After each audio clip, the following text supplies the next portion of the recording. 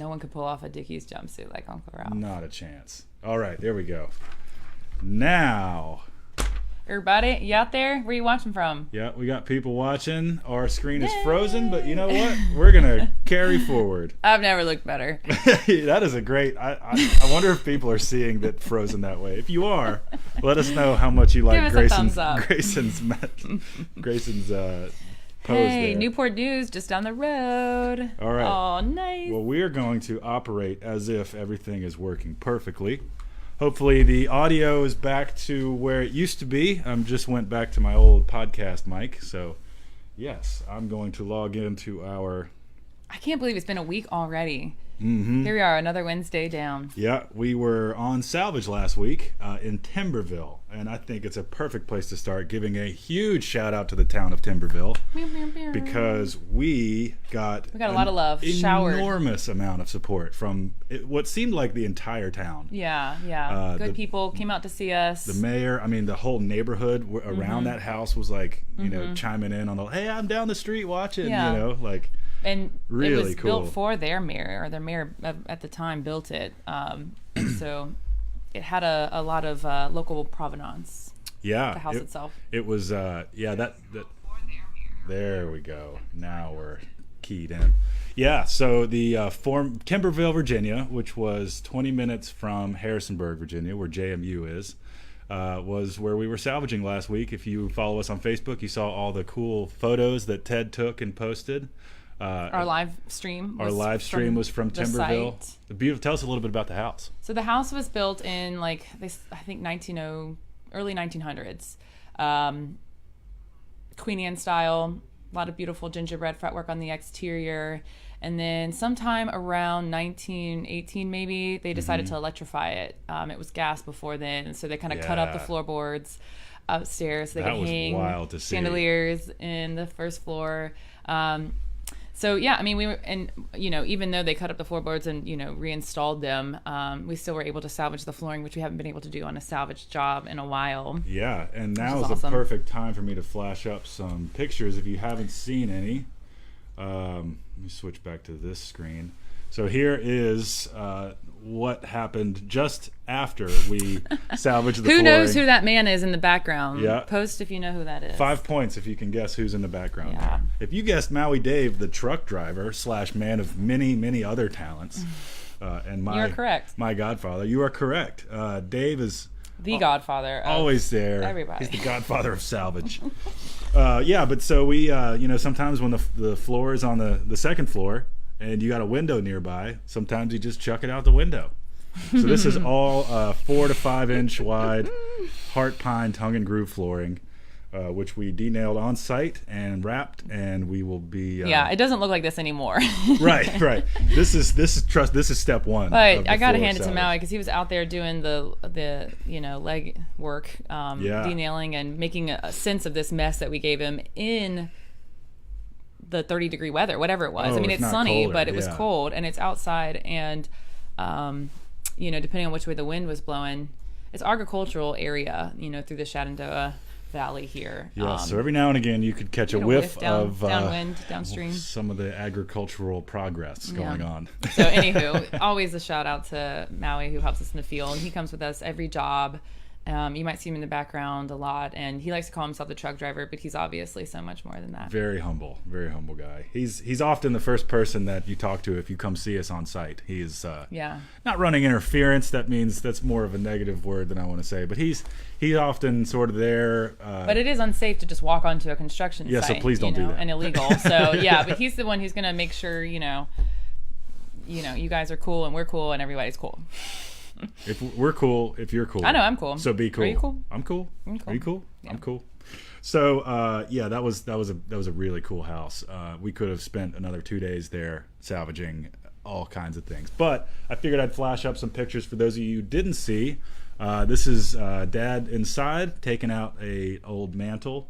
which he found a postcard behind that had a stamp which may or may not be of incredible value. So you'll have to watch the episode to find out. Yeah. And honestly, we're still waiting to see if, we don't even know yet. Yeah, because if he gets it appraised for $20,000 and we may never see cashes him again. that check, yeah, I imagine he'd be on the first plane to a tropical country for a vacation. Real quick, Linda Home from Norway is watching. That's what's up. A little bit of international viewing. That's amazing. Joanne from Plainville, Connecticut. Lori Taub, one of our online sales ladies. Team. She's checking it out. Boop, boop. Thanks, guys. But we'll keep going real quick. Had this Timberville house had a beautiful front porch. All this really cool gingerbread that we salvaged. It was in great shape. There's Ted. So all this stuff isn't online yet. I know we've had a week to get it unloaded, but nothing's been done yet. Basically, we've taken it off the truck. We can only do so much, guys. We'll keep you posted on when things are going to be available online. But if you want to call in about it, have something specific you're interested in, by all means. We don't have to finish the inventory process. It's better on your pocket if you buy early.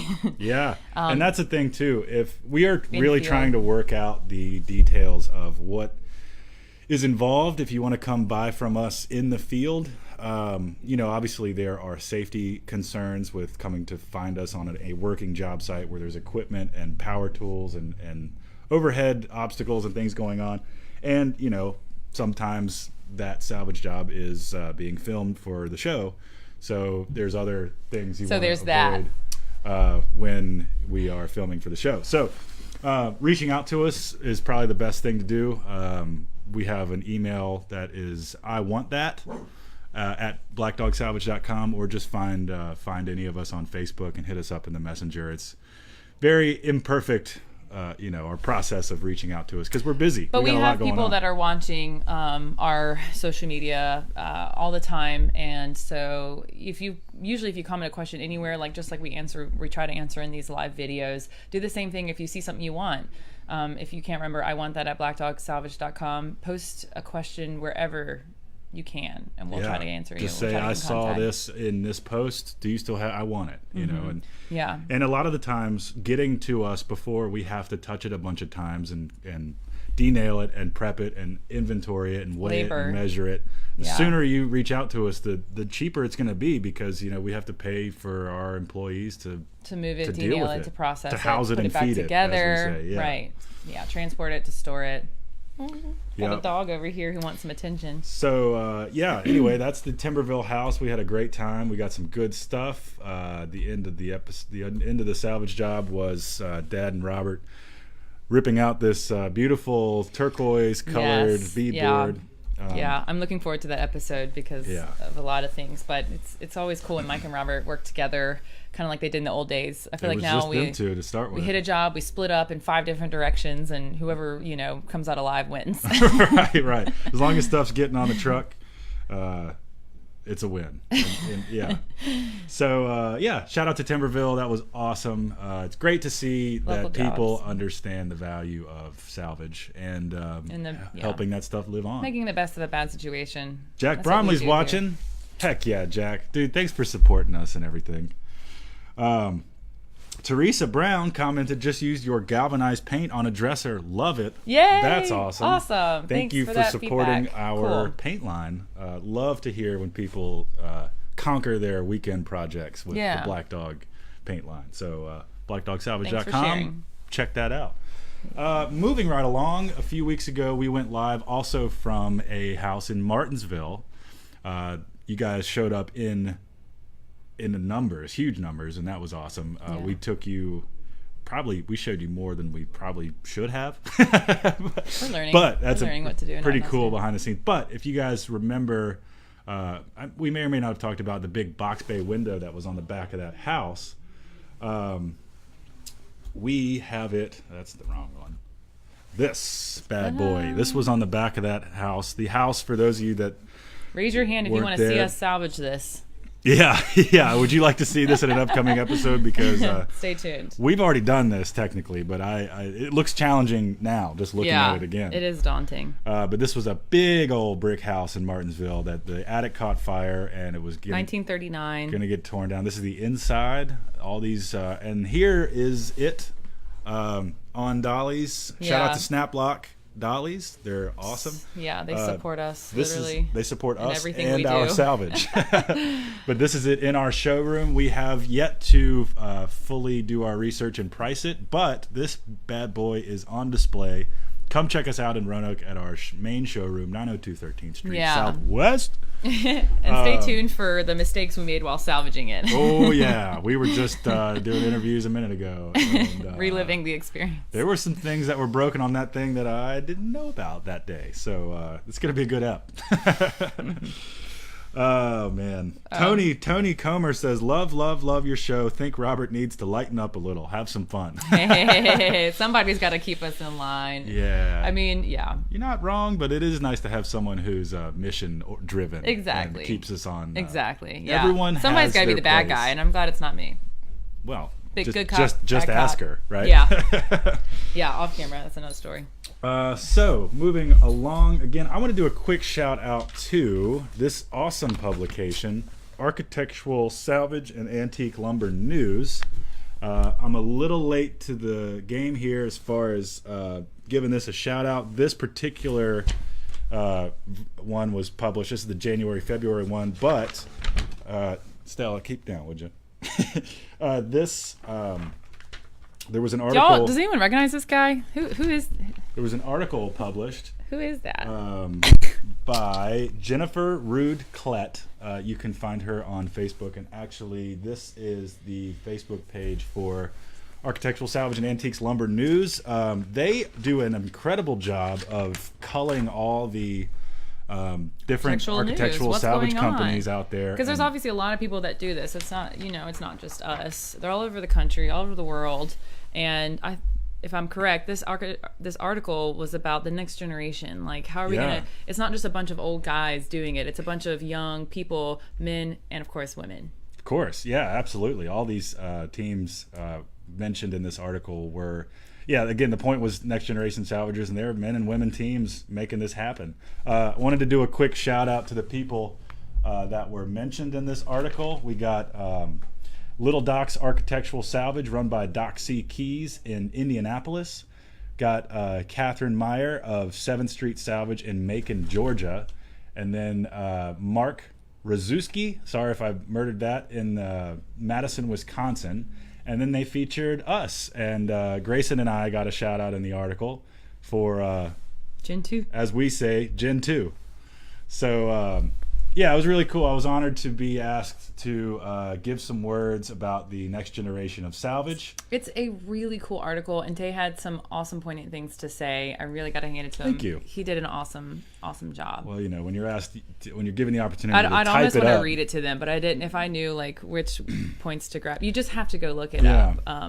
And well, I think my main point was you got to be willing to learn. And in architectural salvage, the industry is mainly run by old guys, and if it's going to carry on, you need to be coachable. You need to ask questions. You need to find these. If you're truly interested in doing this type of stuff, you need to find these old guys and women to learn from. And the truth is, when you show them that you care and you're curious, they want to talk. They will share everything they have with you. Usually people want to talk about what they know. Right. And one thing I mentioned in this article, this is a quote from, me. A big problem that I've noticed with my generation is that people feel they need to act like they know everything. As a kid who spent more time around people twice or three times my age, I was constantly reminded of how much I didn't know. Ain't that the truth? Instead of trying to act cool and pretend like I knew the answer, I asked why, I asked how, and I asked them to show me again so I could figure it out and understand for myself. So awesome. When you're asked to type something, you have a little more time to get your wording right. But I truly stand by that. If you try to pretend like you know everything, you're not going to learn anything. And you're going to honestly get embarrassed probably at some more point. embarrassed than you would if you asked a question. Yeah, it's cool. Why? It's okay to not know something. So anyway, really excited that there's other salvage companies out there carrying the torch and other Gen 2s making the work happen. So again, shout out to Jennifer Klett for the article, and follow Architectural Salvage and Antiques Lumber News. Yeah, check it out, and all those companies that were quoted as well. And then, so real quick, before we get to the questions, I wanted to throw down just a quick mention, something that's been going really well for us is when we do shop builds. Stally, shush. When we do shop builds, there's inevitably some leftover wood. So what we've been doing is just stocking that upstairs. You can walk in Black Dog, take a left at the front counter, and you can see all this awesome project hardwood that you can buy for pennies on the dollar. Pennies. You got And $5 there. $5 you got a picture there. frame project you want to do. You got something, anything. Make gifts. If you're trying to learn woodworking, this is a great way to get some. Yeah, that's a good point. That Solid this is materials. Some good material that you're not investing a lot of money in. It's small scale, so you can test whatever project you might have, or if you're learning about woodworking and you just want to get your feet wet. Well, because you want to use something other than a 2x4. You want to get a feel of what Not it's like everything's going to be perfect. to work with, and it's more fun to work with wood that's more predictable, hardwoods that sands well and finishes well. So Yeah. we try to utilize every inch of the wood that we drops use. So downstairs. come check out our hardwood drop collection. Yeah, it's not our collection. We don't want to keep it. right. We want you all to take all of it. Older, right? Not old. Thanks, Tony, for the correction. So yeah, that is most of what I wanted to cover. We actually, and forgive me for my possibly Sniffles. gravelly voice and sniffles. I'm trying my hardest not to succumb to some sickness. So I think I'm doing okay so far, but I'm a little tired, little hoarse. You're doing great. At least your mind's clear. Mine's clear, so that's good. And then real quick, new to our freshly processed Inventory. salvage inventory Yes. are these Eastlake Doors. So you might remember a couple weeks ago, we were up in Ohio, Barnesville, actually. The doors that Tate's showing you now came from a house that was built in 1885, Italianate style. And the doors are actually carved with beautiful Eastlake style carvings. Yeah, Which we don't see a lot down here in Virginia, at least not in Roanoke. It's more of a northeast, Like Midwest, northern. wherever the money was. Yeah, right. Steel country, coal country. Yeah. So big cities and stuff. As well as the hardware on all of these doors was carved brass and Eastlake style. So we were able to salvage the doors in jams with the trim. That's the full package. If you're building a house, you've got 5 of these gorgeous doors that are ready to go. Transoms, Relatively trim, the same everything. size, are all a little bit unique because things were just kind of made in place, right, to fit. Not so standard as they are now. But they all came out of the same hallway of the same house. So pretty tall, they'll match too. when they go back in wherever they're going. And they're just absolutely gorgeous. Are they on our website? They're on our website, yep. shop.blackdogsalvage.com. You can go under new arrivals when you get there, and that's where you'll find them fast. But if you want to see other items from this job, I believe there's a whole section under As Seen on Salvage Dogs, probably season 10, Italianate style house, Ohio, Barnesville, all of that. Yeah, we try to, as we've mentioned before, we try to find the best way we can to organize sort of by salvage job, and because they end up being episodes of the show, then that seems to be a good way to pretty good way to organize it. A lot of the corbels that we got and the brackets that we got from the outside of this house have already sold. Those are usually the things that go first for us. Corbels, man, are a hot one. Everybody wants one or two. We got more corbels from this Timberville house, so look for that. That's may or may not still be on the back of the truck. No, it's not on the back of the truck, but that's all we've done. Taking it off the truck. So, real quick, we had a question from Michael Barnhart. What brand cutoff wheels do you use?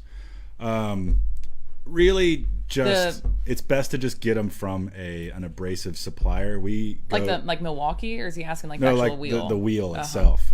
So we go through a company in town called Virginia Abrasives. Our rep is Robbie Skelton, super nice dude.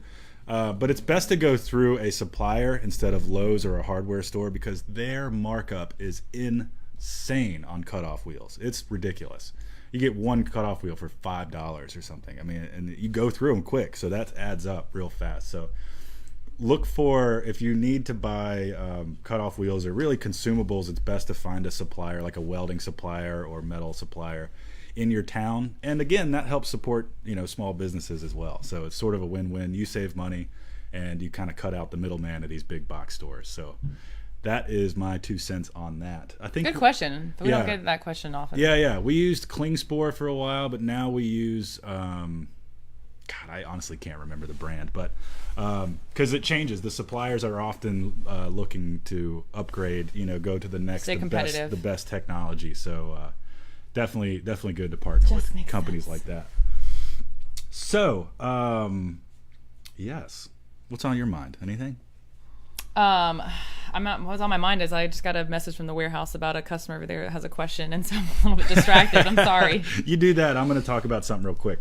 So coming up this spring is the Roanoke Home Builders Association Spring Home Show, which is happening here in town at the Salem Civic Center, March 29th through the 31st.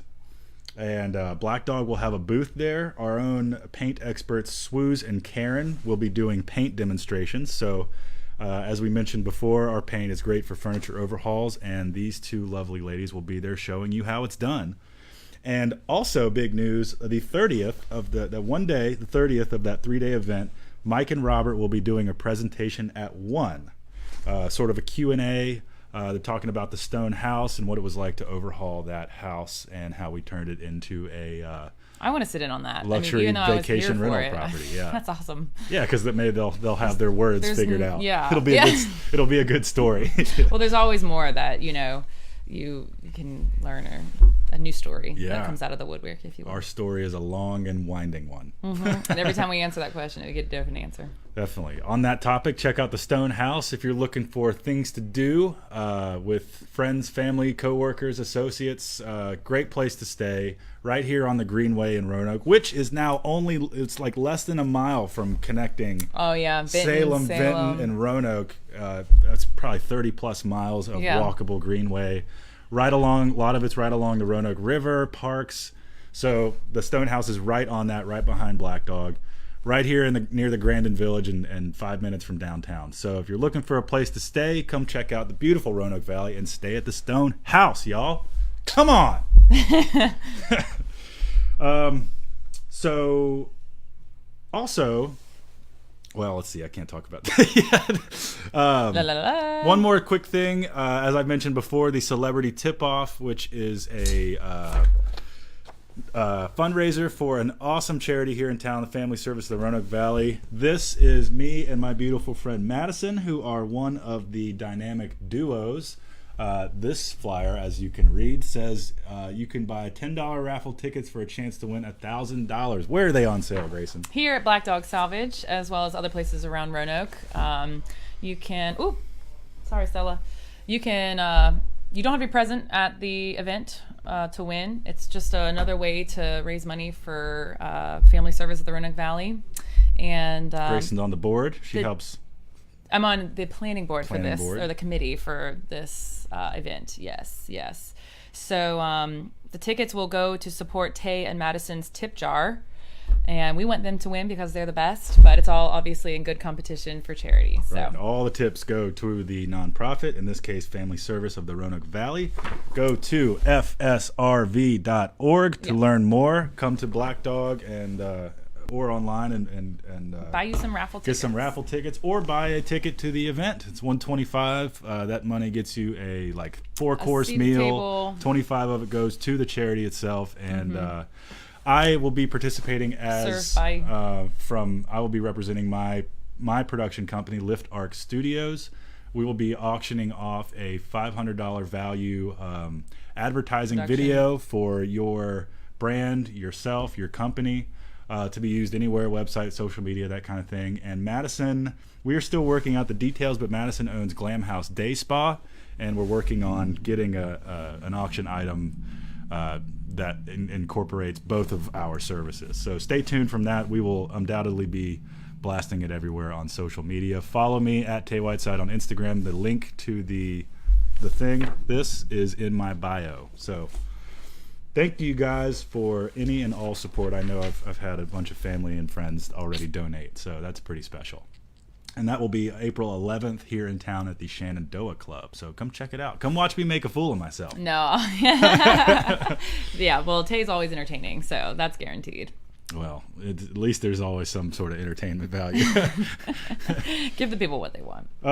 So that's really all I had. I think it's Any other questions? I know it's fun going live from the field, and honestly, I just ordered a selfie stick the other day, so we could to make that happen a little bit easier. But every now and again, it's nice to go live from the studio here because it allows us to kind of get our ducks in a row and keep you guys up to date on salvage news. Right. And because that's the reality of it. We're not always in the field. That's right. We do have a busy few weeks coming up. We will be traveling all over the place. Nonstop for the next month. Finishing out this season of salvages. And starting off the next season, hopefully. Yeah, we'll go right and look very soon. Very exciting announcement. We will be very soon allowed to announce the premiere date of season 10 of Salvage Dogs. So stay tuned to all of our social media. Obviously, we will let you guys know as soon as we are allowed to. It's coming up. I'll tell you that. It is coming up. So follow us, Facebook, YouTube, Instagram, Twitter, Pinterest, www.blackdogsalvage.com. And I'm spent, honestly. You did great, Tay. Sorry if I bogarted. You're like holding up this team. Oh, no, not at all. What else is happening at the warehouse? A whole lot of processing is happening right now. We are just a big funnel for all things salvage. Usually we have jobs that kind of are spaced out long enough to where we can inventory everything we need from that job and move on to the next one. And I love tying the bow around that package and moving on. But when things come in at all hours of the day, it's just hard to keep up. So you got to work on a priority basis and try not to let things slip through the cracks. It's still the number one place to visit for a good deal. So come down and see me. Salvage when in the you're Raw. Here.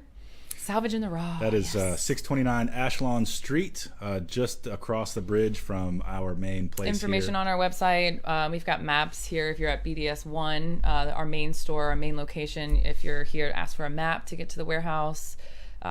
Super easy, less than a mile from here, and just a stone's throw. You can actually walk the Greenway from Black Dog or from the Stonehouse to our warehouse. I've ridden my longboard and between the two buildings before. Finally, it's getting warm. Who out there is ready for warm weather, huh? Yay. I know that's a lame topic to talk about the weather, but I'm tired of this cold, man. It's serious. At the end of wintertime, it's like actually it's okay to talk about. Because Puxatawny Phil, that illustrious groundhog, said we were going to have an early spring. He's actually right.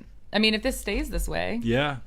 And last week was cold. We'll see what next week is. Which hasn't happened often, apparently. Puxatawny usually plays it safe and calls for 6 more weeks of winter. Yeah. Well, I always like to not set myself up for failure. Don't give us false hope. I typically think I'm a glass half full person, but if I assume the worst, I'm always, You're pleasantly surprised. Yeah, exactly. I'm less disappointed. That's why I just don't make any promises to anybody. I can't let anyone down. No, that's funny. Thank you guys. Thanks everyone for watching. Always, coming in middle of the day. Hump day. That's right. That's right. We love hearing from you. We love.